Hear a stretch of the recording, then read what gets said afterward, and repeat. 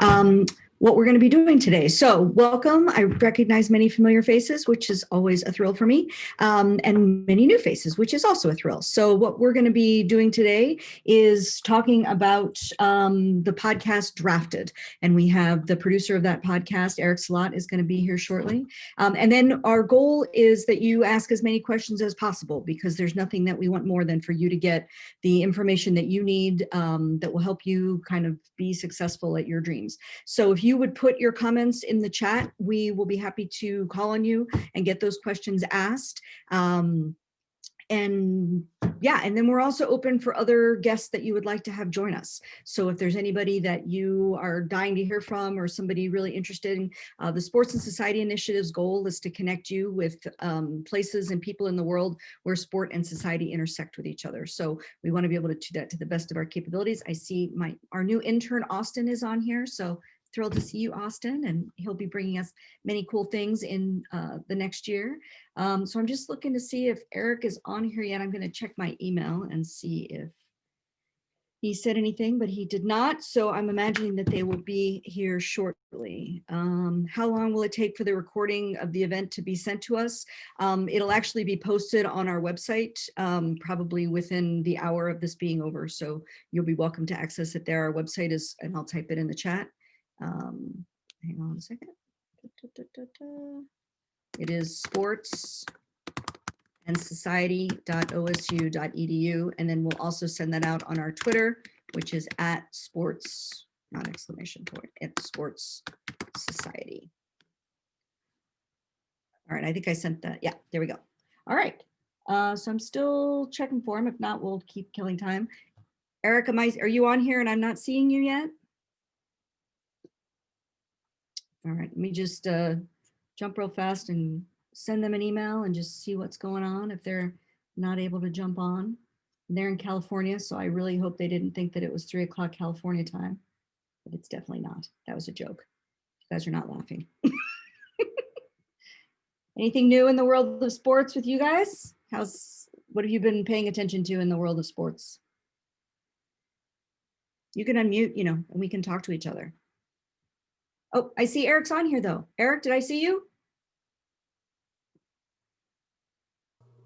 Yes, how are you? Yeah. Yay, Eric. Thank you for having me. You're here. I was listening to you. I'm surprised no one said, talked about the NBA draft. Yeah, the NBA draft it was disappointing for us because we had one potential draftee and he did not get drafted. So. Oh, well, you know what? I mean, we had on season 1 of Drafted, we had Essang Bassey from Wake Forest, a cornerback who never got drafted. Actually, that was one of the more interesting stories, how he and his family dealt with not reaching expectations, which was interesting.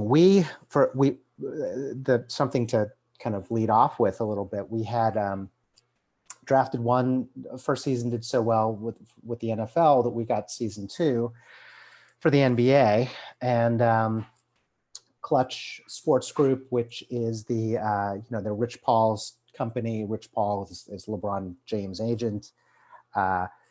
Season 1 was about their first NFL class. That was they've been with the MLB and the NBA for years. But this was their first NFL class. So it was very exciting. They had Chase Young, they had, of course, Jeff Okudah. And this year they had Anthony Edwards, who went #1 overall last night. So it was very exciting for them. Very exciting for us too. So that was Eric, great. we are just so excited that you're here to talk about podcasting, because I think you guys give me we're going to do some talking to each other using the participant tab at the bottom. So I'm going to ask you some yes or no questions. You hit the little green check mark for yes and a little red X for no. So give me a green check mark for how many people listen to podcasts on a regular basis. So, once a week or, once a day can be, but just something you would say that podcasts are a regular part of your life. All right, so it looks like we have a decent number of green check marks, some red X's, so maybe we'll change some minds here. But maybe you could talk us through your pathway of how you get from within the shape of your career to get onto the podcast path. Sure. This was my first podcast, actually. My the company that Treefort Media, which is the company that hired me to do this, is a podcast company made up of television producers who thought that they would be good in the medium. And when I'm a showrunner of a show on NBC called Cold Justice, and when my show went on hiatus back in March, Treefort gave me a call, knew that I've done embedded documentaries before for ABC News and also for the NFL Network. And they said, do you want to take a crack at writing and directing this? And oh, by the way, it's going to be during the pandemic, so you're not going to be able to meet with anybody face to face. I can go through process in a second, but I jumped at the chance. And I think that, for everybody in the class that is, you're in the bubble of OSU, and it's a fantastic institution. And once you get out there into the world, it's very scary sometimes. And if you don't know what your path is going to be, it's okay. Your career will kind of unfold. But I think take what I'm saying to heart in that, I'd never done a podcast before. I'd been a TV writer and director for years, never done a podcast before. And I said, you know what, I'll take take on that challenge. And I implore everybody here to just jump off that cliff every so often and take a challenge. Do something that may not make you comfortable and will make you uncomfortable, because you'll learn a lot about yourself, and you'll get to become a better writer and producer if you decide to go in that direction. And you'll learn, because in this life, you always every day you need to learn something. And I learned a lot by doing this podcast. So I know that's a circuitous way of answering the question, Nicole, but that's how it came about. So it was really it was a curveball this year. I didn't think I thought I was going to be in the field for an NBC show, filming a show about cold cases for this whole year, and all of a sudden the pandemic happens, and this opportunity kind of unfolded for me. But I love sports, and I've done a lot of work in the sports industry, produced projects for ESPN and NFL Network and ABC. So. And I jumped at the chance, especially when I knew that we had some really fantastic people and talented football players that said yes, like Chase Right. and Jeff and Mekhi Becton and others that you've been probably reading at LaVisca Chenault to these wonderful people with amazing stories that I said, you know what, I can't pass that up. So. I mean, the draft story has been told in a variety of formats. I mean, we've certainly read plenty of stories about, people pre and post draft. We've seen videos. I mean, I grew up I'm from Philadelphia, or I went to college there. And so, NFL Films was based there, and we had lots of access to videos when I was in college that were extraordinary gifts. But this package that you've provided, this, the series that you've done in 12 episodes, really captures things in a way that I don't think certainly the written word can, and even the visual, it's not the same feeling. What do you think that the audio brought to this story? Well, the biggest thing, I mean, look, we covered a lot of different 8 different athletes with 8 different backgrounds, and they all brought something different to the table. When I'm embedded, and I have a crew of a DP, I've got a sound person, myself, and sometimes another field producer recording something. And sometimes if it's an intimate moment, I'll film myself. I'll take the camera and I'll film. That I inject this film set type of environment into into the narrative, into how I'm telling the story. Well, I'm going to Captain Obvious this. We didn't have that. They basically, we sent out a mic pack. They threw the mic on. They were themselves.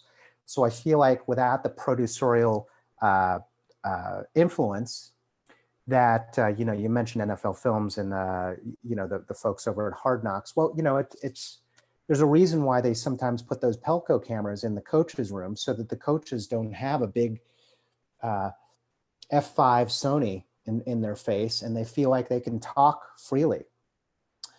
Pelco camera is like a hidden camera. When you see on Hard Knocks, some of the conversations when some of the coaches cut some of the players are done by Pelco. So they feel, like it's a more intimate moment.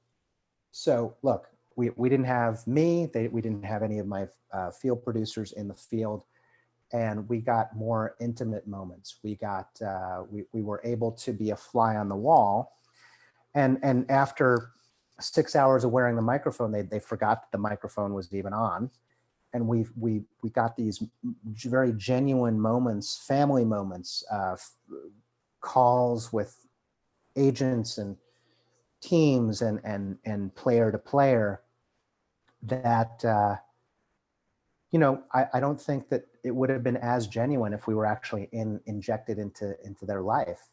And so I think that the audio component to this, instead of audio and video, we were able to see a different side of these athletes, which is really what I wanted to do.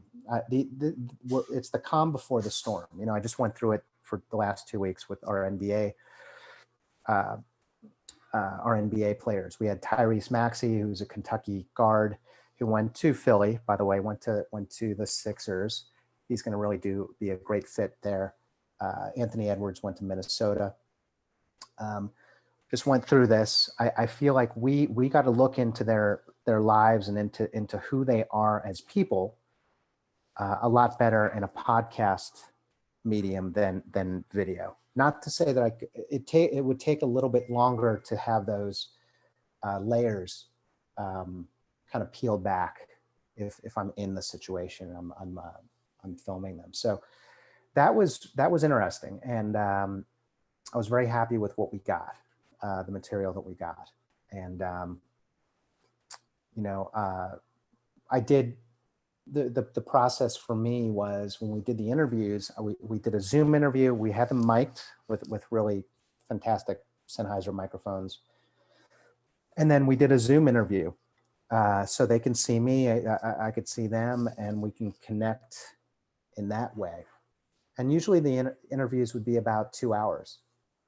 And, me getting to know them, I'm more the age of their dad. So, I connected with them on a father, son, older brother type of level, and was able to get to know them probably on an average of 3 different times where we did the face-to-face interviews. And that was great. That was really great. As soon as they found out, and Nicole, this, it's like whenever you go into an embedded project like this, you're the ombudsman of their life story. And as soon as they understand that they can trust you, and this is not an I gotcha piece. I told them from the beginning, this is your story from your mouth, from your family's perspective, and I'm not going to manipulate it. So I'm going to write VO, but this is your story. And as soon as they started hearing some of the interviews, and hearing some of the episodes, they trusted me, and they said, "Oh, okay, I can trust this guy. This guy is part of my team, and he's telling my story." I was objective, but 70% of it is trust and empathy. And as a reporter, you have to connect to somebody quickly. And I felt like we did that. And me understanding, for instance, Jeff's plight about losing his mom. I have not lost my mother yet. Hopefully nobody here has, but as soon as he knew that I wasn't going to exploit that piece of knowledge, and I was just going to say that the loss of your mother made you who you are. Let's dive into that a little bit. Let's talk about those feelings. He didn't go into a fetal position in the shower after that. He decided to use that emotional energy into getting over it. And that's part of the project. Like, how do these amazing players or amazing people get over adversity to become successful? And that's where hopefully you guys heard the trajectory of his story happen. But that wouldn't have happened. We wouldn't have gotten that if he didn't trust me and if he didn't understand that I was empathetic to his situation. And he opened up. So I was very happy about that. That's great. Austin, you have a question. Yes. Hi, Eric. Thank you for joining us. I just kind of wanted to know, I heard you talk about earlier how you were, you encouraged us to push ourselves outside of our comfort zone and to do things we're uncomfortable doing because we could learn a lot from it. Well, for you, like, what were some of those instances along your journey? And when you did feel uncomfortable, when you did experience some level of fear, how did you handle that? That's a good question. Because I wasn't for example, with this, well, you know what, I'll back up for a second. When I was at ABC News, I was an embedded producer. I produced I was with the long form unit, and I worked on crime. I worked on financial news, and I'll even go back further for a second, because I think this would illustrate what you're asking me a lot better. Well, I wasn't always a journalist. I went to Hobart College in upstate New York, and small little college, Hobart and William Smith, up by 45 minutes away from Syracuse. And I was an econ major, and then went into English. I became an English major, but I didn't know what I wanted to do. So I was on Wall Street for about 6 years before I went to journalism school. So talking about leaping off a cliff, I mean, I did that probably 4 different times in my career in the past 20 odd years, where I went into Wall Street. It was a very familiar place because my father worked in the financial world, but I didn't like what I was doing. I was making a lot of money for other people. I wasn't getting personal satisfaction. I was doing some writing on the side. So I became a bond reporter at Dow Jones News, and I would write for CNBC. And then I decided to do it correctly, and I went to grad school for it. Went to Columbia for a year, got out of there, and then I went to ABC News. And that transition was big for me because I was making a really good. I had a really good salary, and I decided to flip everything I knew I was actually good at it, but I decided, you know what, I don't want to do this because it didn't make me feel great at the end of the day. I wasn't jumping out of bed to get to work, but what was making me jump out of bed was writing and learning about markets and writing about it. So and then going to Columbia, and of course I had to pay for my own, I paid for my own education, undergrad and grad. So that was, I had to say, okay, I'm not going to make any money and I'm going to go to grad school. So the initial fear that I had, I worked through because I could see the other side. I could see what I was going to get through. As soon as I said, I'm going to get this degree, I'm going to learn how to write and report and talk to sources and learn law and ethics and go through First Amendment rights and understand how to do this the correct way. I said, you know what, the fear is high, but the what I'm going to learn is even higher. And if I can mitigate the fear, and then I can just jump off this cliff and become a better person and have more knowledge, I'm going to do that. Same thing, I'll fast forward to when I did Drafted. I said, you know what? I'm a good TV writer and I can direct a sport. If this was a sports TV show, no problem. I can do this. But I wrote down some bullet points of things that I needed to do to make this podcast successful. I needed access, which we had. So basically, to get over the fear of jumping off the cliff to doing this podcast, I wrote down an action plan. And I said, the fear is going to be less when I know what the hell I'm doing. So I started to listen to 30 podcasts. I listened to the conversational style of Ramona Shelburne, talking about she's one of my favorite journalists on ESPN, talking about LA, the LA Clippers and the crazy owner that they had. And it was a great, fantastic podcast, but I learned the conversational style of different podcasts out there. And I realized I can't be exposition actuality, and for obvious reasons, I couldn't rely on a beautiful wide shot of a field, or the area that Isang lived in Georgia, or the area that Chase Young lives in Maryland.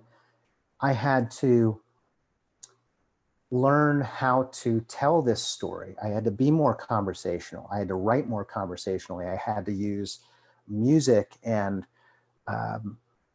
sound ups in a way that I hadn't before. So I wrote down this action list, these bullet points, and then I felt more comfortable. And so that took down the fear a little bit. So if you think about it intellectually and say, what do I have to fear? I'm going to do this new medium, but you know what? I'm going to do my research. I'm going to do my homework. And then the fear is going to go down because I realize I can do that. I think that helped me a lot. So hopefully that answered your question, but it's all, I'm especially as a journalist, you have to do your research and you have to think about all the different angles before you go into something. But whenever I do like when Anthony Edwards that we were just following the last couple of weeks, I listened to every single interview that he did. I read every athletic article, ESPN article, NBA.com article on him. And I was so well prepared going into this podcast with him. And I knew his family situation. I knew he lost his mom.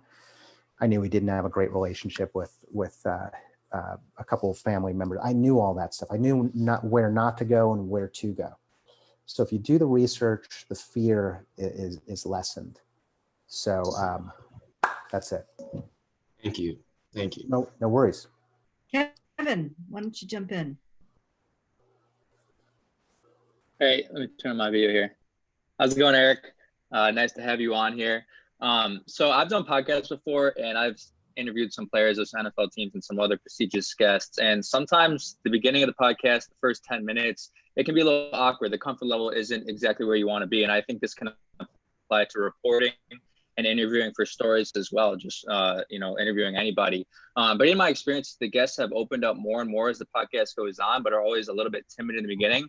So although they eventually really open up and become comfortable, I feel like there's valuable information that may have been left out early on because their comfort level wasn't as high. So what do you think are some good strategies or some good questions to ask, maybe even before the podcast starts, before your interview starts, just so the interviewee has a good comfort level and is willing to share valuable information with the interviewer?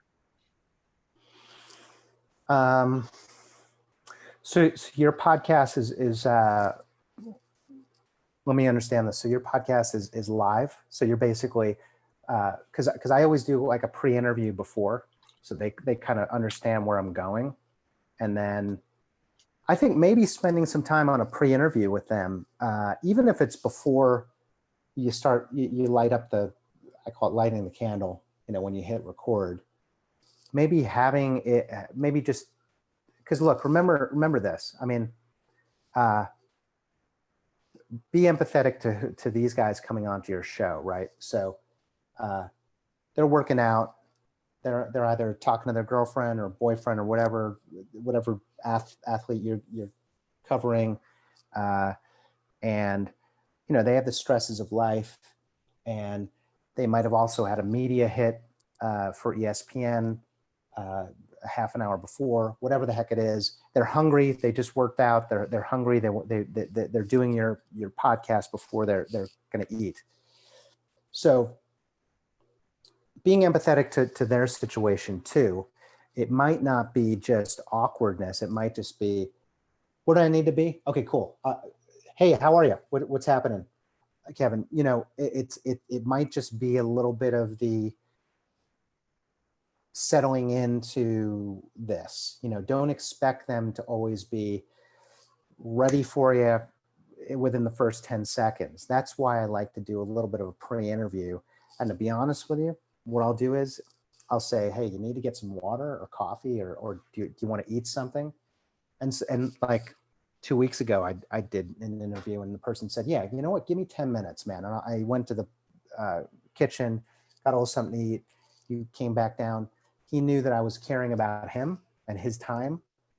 And then we settled in and we did the interview. Now I'm not doing a podcast much like you are, where it seems like it's a live interview show. At least I'm just spitballing here. But for me, it's okay if I'm hitting the record button and it takes them 10 minutes to ease into it, because I've got time, and if I feel like the first couple interview questions are not sufficient and have the tone of what I'm getting in the last 20, I'll go back to them. But it's time, it's just a little bit of a pre-interview, having them connect with you, figuring out what you connect with them on. You look, you go to OSU, whatever sport they're playing, you've got that sport at Ohio State, connect with them on a game or something, just connect with them in a certain sense. Chase Young, I told him that we were slated to talk to Larry Johnson, your defensive line coach, the next week. Immediately he's like, okay, great, because that's his second father. They're so close. So that was something that we connected with. And once he realized that, okay, I have the trust of, if Larry's okay with coming onto this, then I'm okay with it too. You just find some connective tissue, or just allowing them to settle into it. And sometimes it's not coming in at Mach 1. It's coming into it just saying, hey, how are you doing today? What'd you do? What's your day like? Then they'll go through like a couple things they did. Maybe they did something that you did that day, and just connect to them in a certain, go at it at a 2 instead of a 10. That might make them more comfortable, So for me, like, I'll give you an example, like Isang Bassi, he played some soccer when growing up, because his parents came from Africa, or they're first generation. And we talked about soccer, and my daughter, I live in Southern California. So my daughter is 15, and our life is soccer. My life when I was growing up was lacrosse, because I grew up in New York, but we're going to soccer all the time. So he and I connected on with soccer, because he's a soccer fan. So, we BS'd about that for a while, and then we kind of backed into the interview too. So I know there's not the definitive answer in there, but I think you're getting what I'm talking about, right? And absolutely, and Teresa acknowledges it here. The idea of pre-interviewing and being empathetic is so simple and such great advice. Brianna, you had a question. Yes. So I'm just curious what you think the best way is to tell an interesting story. So, like, what is your thought process when you decide what the listeners hear first, and just kind of the sequencing of that story, and how you organize it when you're retelling something that happened in real life? Like, do you go start to finish? Do you find that there's a more effective way of starting at the end and then, or where you plan to end and going back, or middle and going back? And just curious about how you think of sequencing a story. Sure. And that's actually at the top of my brain right now, because we, for season 2 of Drafted, we're only following two people, and we're probably going to start airing in January. So do we start, are you, Brianna, do you know Memento? You know, that film? They basically, they start with, Nicole, who's the director of Memento? He's a famous director, Christopher Nolan. Christopher Nolan. Yeah, so Christopher Nolan did all the Batman Rise of the Dark Knight and the first one. He's an amazing director, but he did this, one of his first films that we all know about is Memento, and he basically took the story from the end and put that in the first act, and then he unrolled it, and it was like back to front.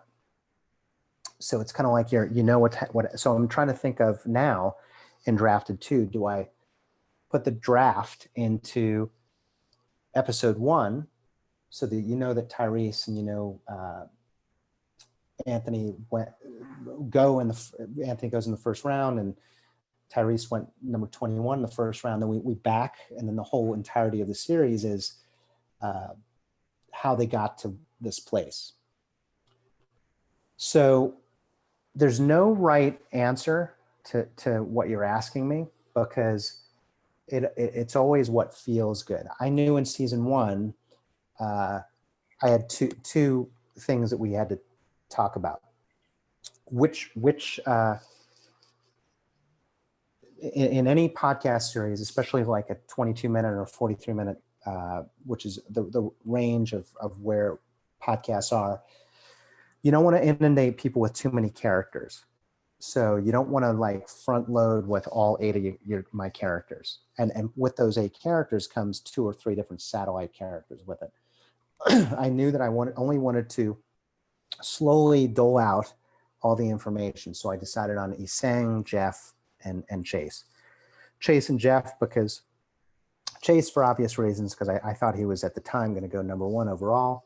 I thought Cincinnati needed him, but he went to Washington at number 2. But anyway, I knew he was going to go top 3.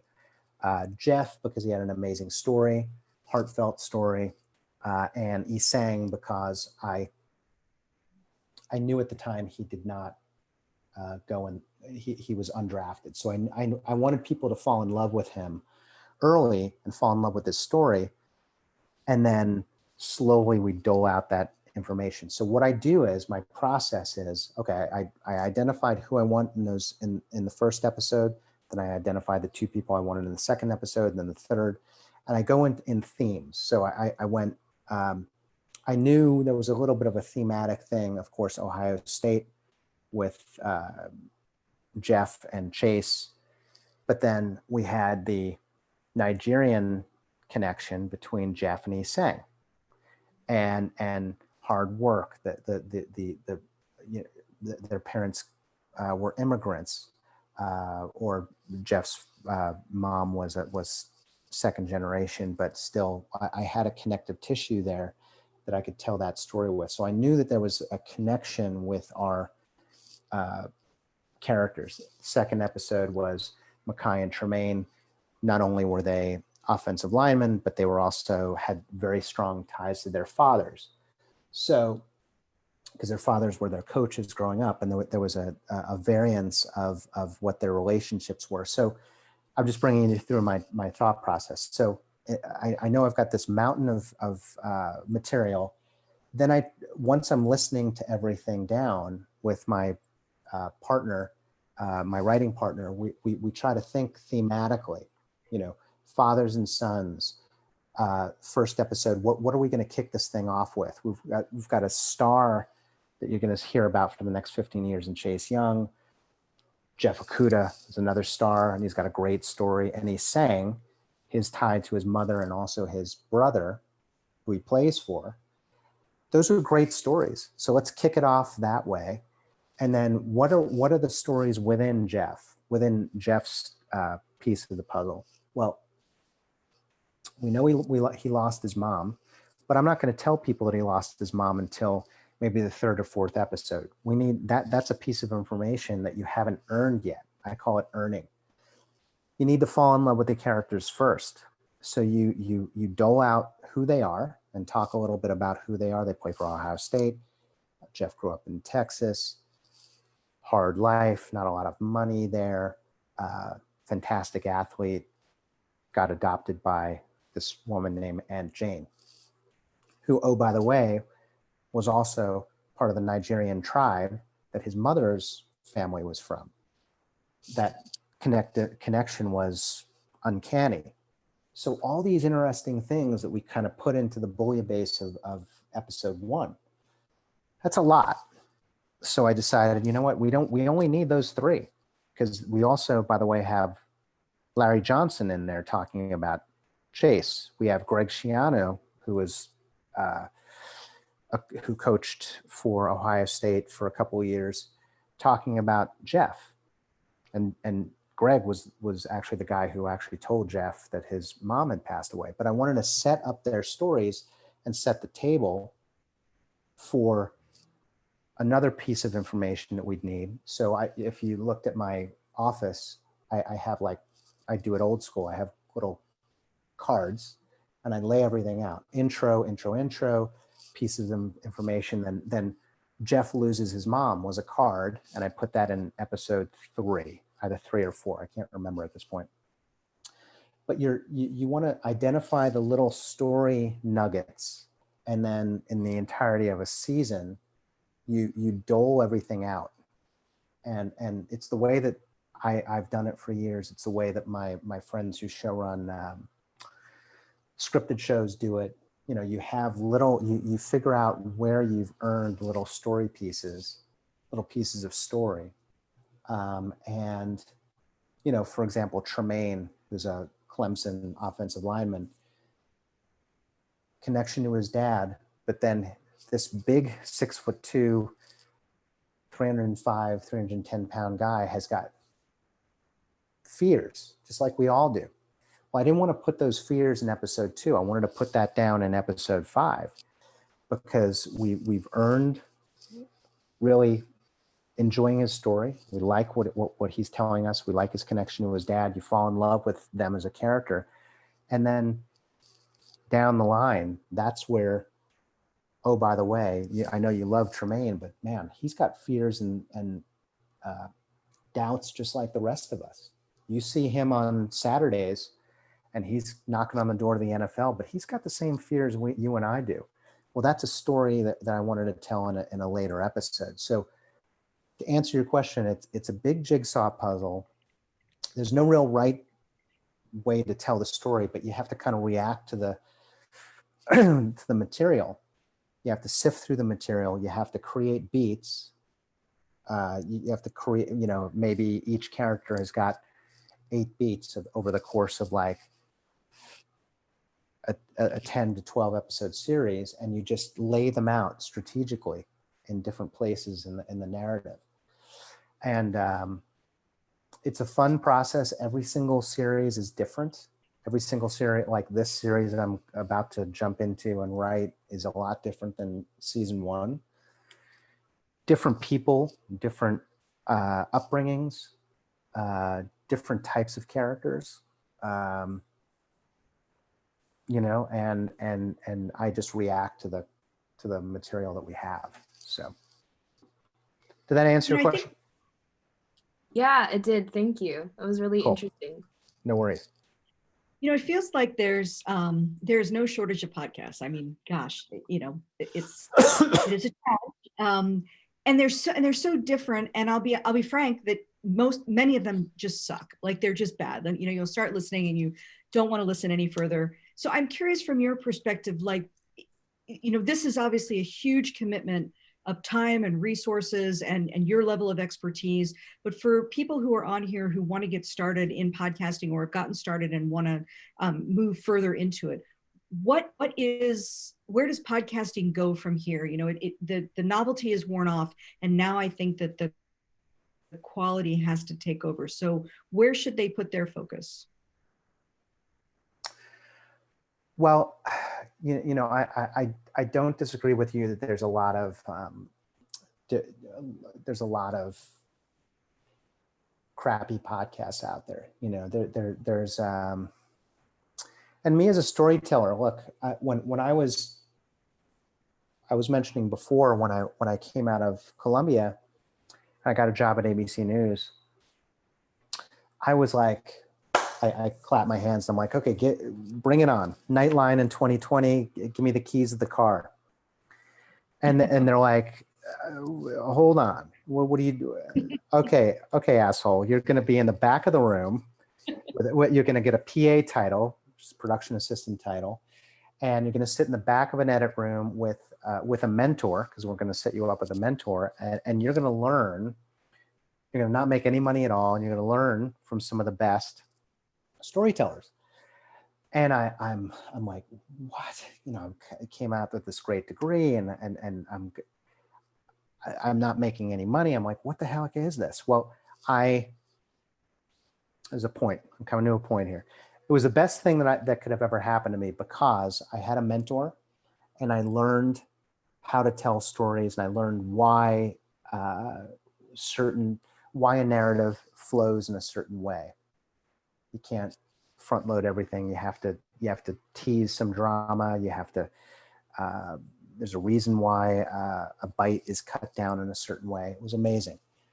Well, to answer your question, I feel like, and I cut my teeth for years before I got a producer title. I feel like these days,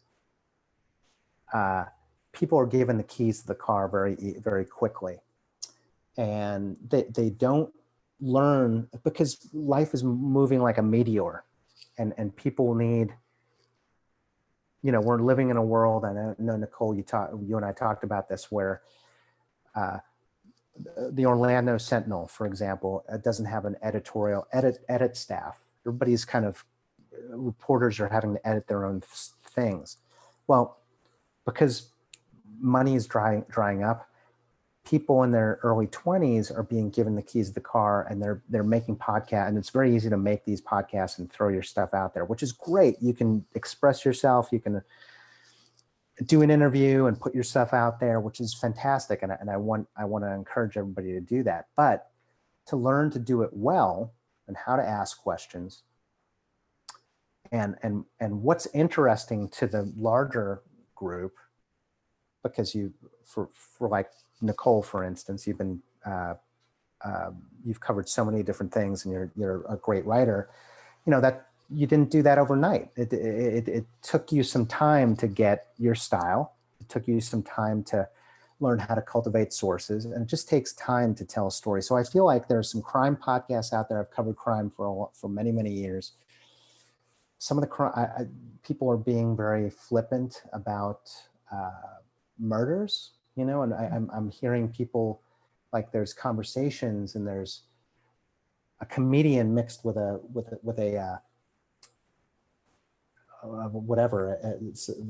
homicide detective, or there's a medium. There's a Travel Channel show with this guy with a medium with a homicide detective. It's kind of like making fun of the process. And for me, covering a murder, there's nothing. Look, I've talked to people, the victims' parents and victims' families. It is heart-wrenching. There's nothing funny about talking about a murder story. And I feel like people they're trying to be more lighthearted. And I'm like, why are you doing that? That's not interesting, nor is it reverential to what happened. So they're trying to be more infotainment or entertainment than digging into a particular story in a very well thought out way. Maybe it's like right now, we could create a podcast together and put it out on Apple Podcasts. I mean, you could do whatever you want to do and put it out there, but you have to sift through the carnage and find the really well done producers. Gimlet does a great job with certain podcasts. The New York Times, their daily is fantastic. You have to sift through it all to get it going, and realize that, again, to have the trust of the podcast producer and the host. I think the next level to podcasting will be getting and making it not be like a radio soap opera like in the 40s and 50s, but they're doing a lot more, are producing a lot more scripted podcasts. So I think you're going to be seeing a lot more scripted podcasts out there, and a lot of actors are up for working on scripted podcasts for a lot less money. My wife's working with a couple very very well-known actors right now on some they took a writer from, I don't know if you guys know The Americans and Westworld. They took some writers from both of those shows and are writing a series with a couple very well-known actors. It just hasn't been, that's for Audible. So I think that the what I've been doing in terms of embedded documentaries, I don't see that. I don't want to say I'm unique, but I don't see a lot of those out there. So I feel like in that way we've done something unique, and we've used our skills to produce something that we're proud of. And I think 30 for 30 is doing a good job in the sports world, but the crime space is really, you have to sift through it to get to the good material. I always find, look, a good, the reason why I think podcasts are thriving are ease of use. You can throw it on in your car. My daughter, who's 15, will I live in Laurel Canyon in Los Angeles, and there's a lot of places to walk. So she'll take, out here in California, we've been doing distance learning. We've been doing Zoom classrooms since March. So she'll, we'll take a walk, or she'll take a walk by herself, and she'll throw a podcast on. So you've got the teenage the demographic for some podcasts. But a good story is a good story. And one that I'm listening to now is called Smartless. I don't know if you guys have found that one yet, but it's with Will Arnett and the guy from Will and Grace and who else? Anyway, it's a really funny interview show where they bring on different people. They brought on Kamala Harris, Will Ferrell, and the two of them don't know that the third person is bringing on a guest. And so one of them each week brings a guest to present to the other two. And they all tangentially know each other, but it's just fun. And it's a great POV. You've got three actors who are actually intelligent, asking this one person some questions. That's an interesting thing to me. The alchemy of the hosts and the guest. That's kind of an interesting thing. Those are three people that Bateman. What's Bateman's first name? Jason Bateman. Jason Bateman, Will Arnett, and Sean Hayes. It's great. I don't know if you guys have listened to it, but it's really good. I just put it in the chat if you guys are interested. Yeah, so I feel like, to your point, Nicole, there's a lot of crap out there, but I do think that the cream rises to the top. The Smartlesses of the world, the 30 for 30s, because they still have the 30 for 30, same deal as me. They took TV people to create these documentaries, these podcast documentaries. And if you have some good writing and you've got a good subject matter, I think you can create something great. It's just that there's so much volume out there. You have to sift through it. And that takes time. Who the heck's got time? I'm seeing, how many people do we have here? I'm seeing probably 38, give or take. We've got 40 people. I mean, you guys are busy college students going to Ohio State, a high-powered place. Do you have time? You have time to do that? No.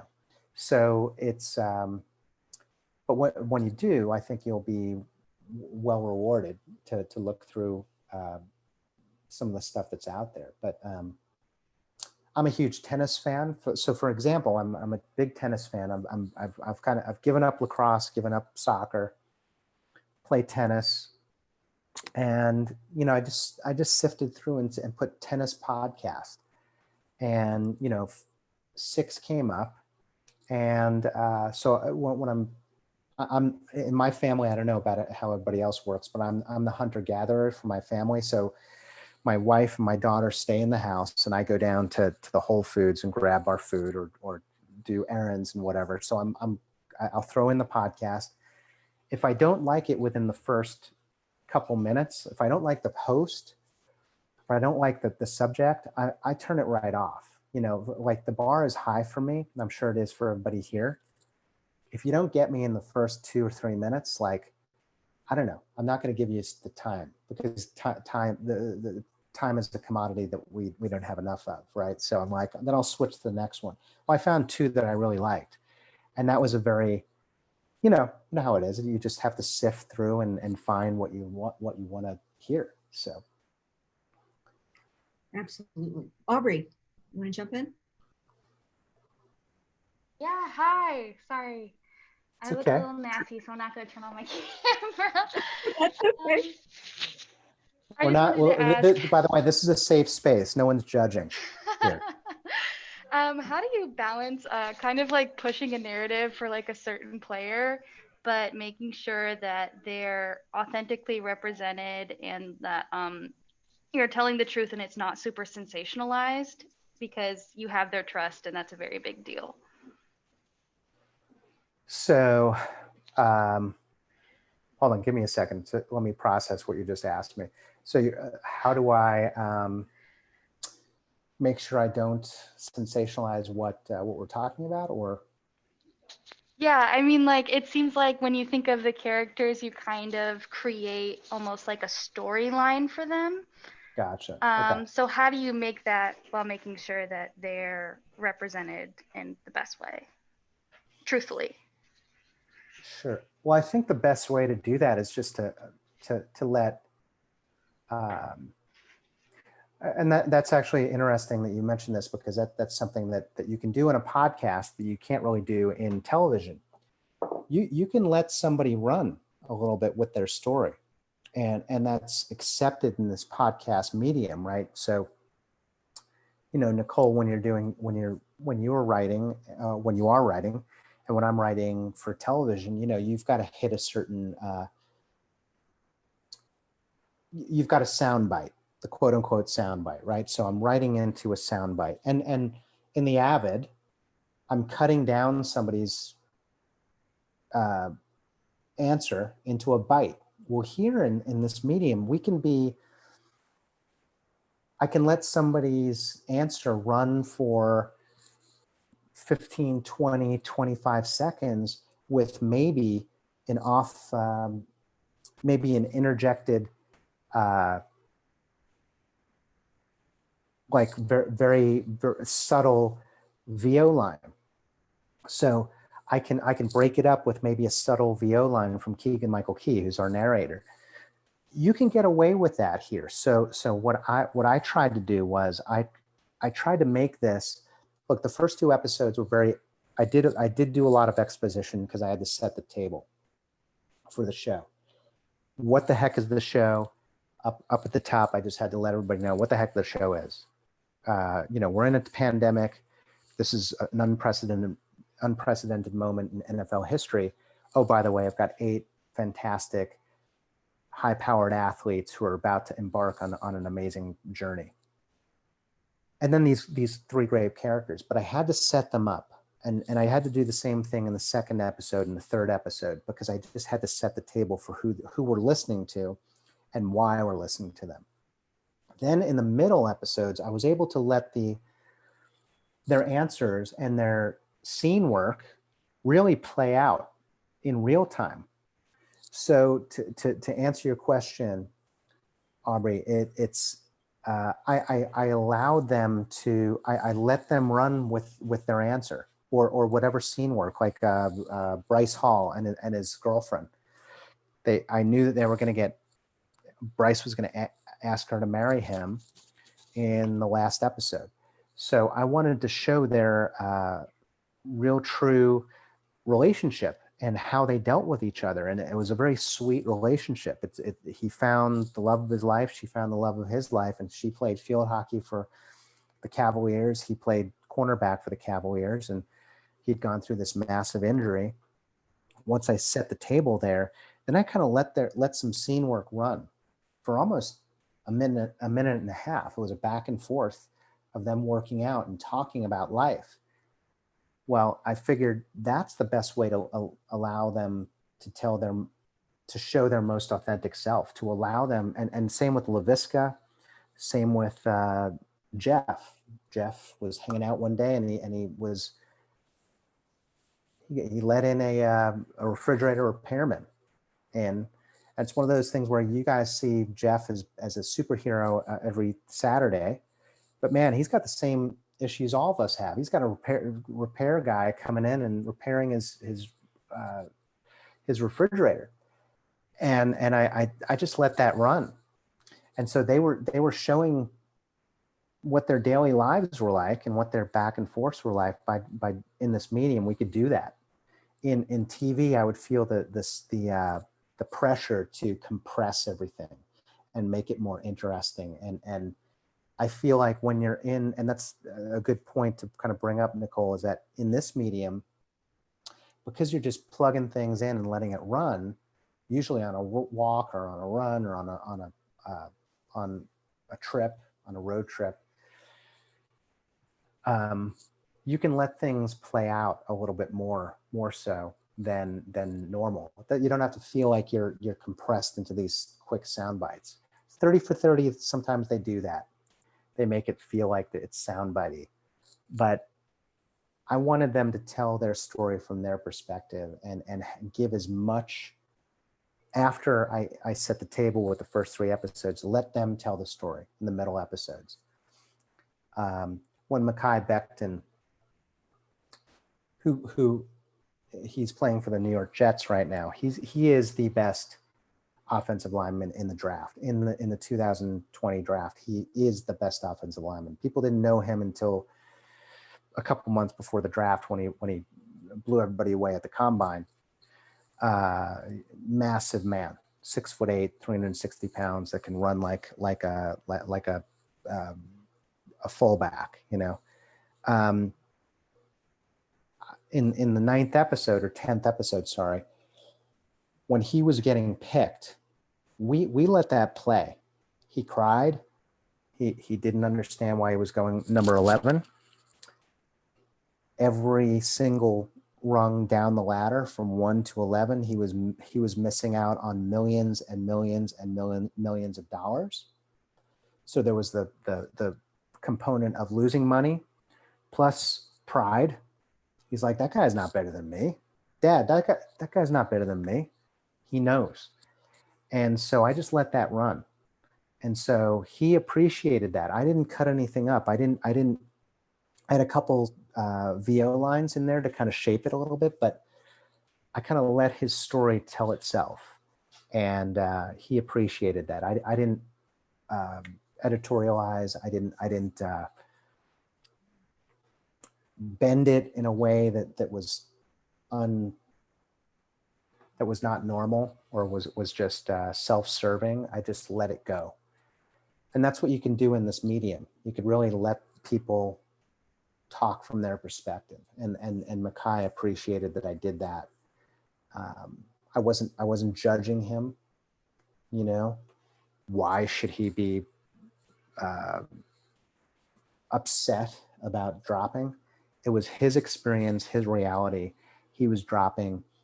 And oh, by the way, now I guarantee you 10, or I'm sorry, probably about 6 teams, because remember, you've got Mekhi, you've got Joe Burrow, Chase Young, and Jeff Okudah. Those 3 teams are very, very happy with what they have.